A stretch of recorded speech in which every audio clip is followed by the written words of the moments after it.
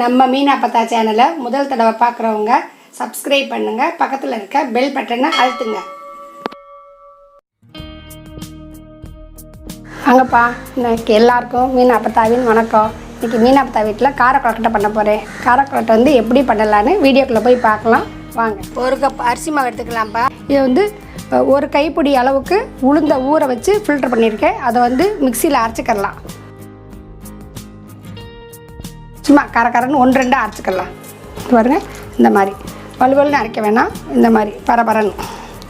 Refined oil ஊற்றிக்கிடுவோம். ஒரு 50 gram இல்லை 50 எண்ணெய் தாராளம் விடலாம். உப்பு குழைக்கிறதுக்கு காய்ஞ்சிச்சுன்னா 2 கடுகு போடுவோம். 1/4 டீஸ்பூன் உளுந்தும் கடலைப்பருப்பும்.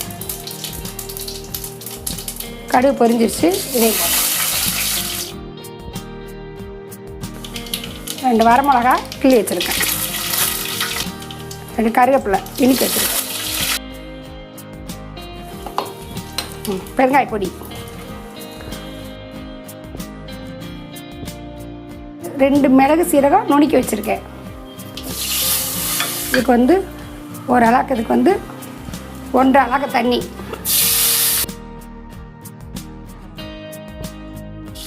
தண்ணி வந்து நல்லா கொதிக்கட்டும். அதுக்கு கொழுக்கட்டைக்கு தேவையான அளவுக்கு இந்த அளவுக்கு உப்பு, 1-2 அரைச்சி வச்சுருக்கேன்ல, அதை தண்ணி கொதிக்கவும் இதில் போட்டுருவோம்.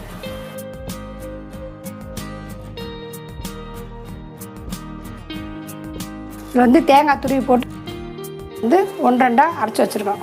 குட்டி அரைமுடின்னு வச்சுக்கோங்களேன், குட்டி அரைமுடி. வந்து அப்படியே கிண்டுவோம். இப்படி வேகட்டும். நம்ம பாத்திரத்தில் வந்து உருண்டை பிடிச்சி தான் வைக்க போகிறோம். இதே நம்ம வந்து குருணை கூட, பச்சரிசி குருணை வந்து பவுடர் பண்ணி அரைச்சி வச்சுக்கிட்டாலும் நல்லாயிருக்கும் அது. ஆனால் அது கொஞ்சம் உப்புமா மாதிரி இருக்கும். அது சாப்பிட்றதுக்கு உப்புமாவை பிடிச்சி வச்சு வைக்கிற மாதிரி இருக்கும். நம்ம இந்த மாவில் செஞ்சோன்னா, பதப்படுத்தின மாவில் செஞ்சோன்னா இன்னும் கொஞ்சம் டேஸ்ட்டாக இருக்கும். கொஞ்சம் உளுந்து அப்படியே கொஞ்சம் வேகட்டும். இந்த மாவையும் போடுறேப்பா.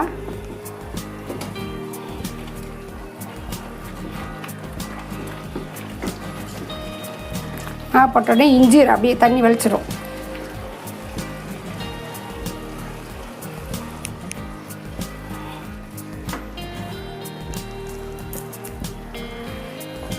அப்படியே கிண்டலாம். அளந்து வைக்க முடியலைனாலும், தண்ணி பத்தலைனாலும் கொஞ்சம் சுடுதண்ணி வந்து பக்கத்தில் வச்சுக்கோங்க. லைட்டாக ஊற்றிக்கிடலாம். ஒன்றும் பயப்பட வேண்டாம். பழக சரியாக போயிடும். உளுந்து போட்டோன்னா நமக்கு வந்து கொழுக்கட்டை வந்து சாப்பிடும்போது நல்லா சாஃப்டாக இருக்கும், விற்காது. இதை அப்படியே கூட சாப்பிட்லாம், இல்லை கார சட்னி இருந்தாலும் தொட்டு சாப்பிடலாம். அப்படியே சாப்பிட்றோம் நாங்கள்லாம். இது சட்னியெல்லாம் தேடவே மாட்டோம். லைட்டாக நெய் விட்டுக்கிடுவோம் நல்லா வாசனைக்கு. நல்லா ஆறவும் பிசைஞ்சிட்டு உருட்டி வைக்க வேண்டியதாக தட்டில், இட்லி தட்டில். நல்லா இஞ்சிருச்சு, செட்டாக சேர்ந்துருச்சு.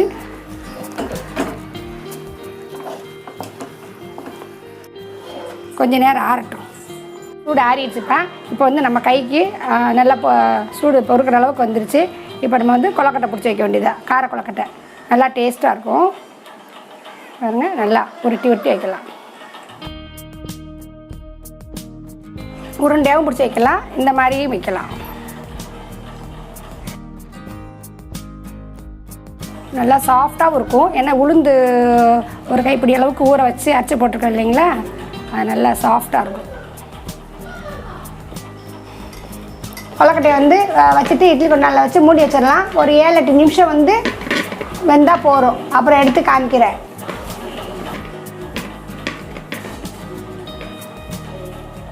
இப்போ 7-8 நிமிஷம் ஆகிடுச்சுப்பா. இப்போ வந்து அடுப்பை ஆஃப் பண்ணிட்டேன். பாருங்கள், நல்லா வந்துருச்சு பாருங்கள். சூப்பராக வந்துடுச்சு பாருங்கள். நல்லா வந்துடுச்சு. கொஞ்சம் ஆறவும் எடுத்து காமிக்கிறேன். நல்லா ஆறி நல்லா சாஃப்டாக வந்துடுச்சு கொழுக்கட்டை. பாருங்கள், சூடெல்லாம் ஆறிடுச்சு. இப்போ பாருங்கள், அப்பத்தா சாப்பிட்டு காமிக்கிறேன்.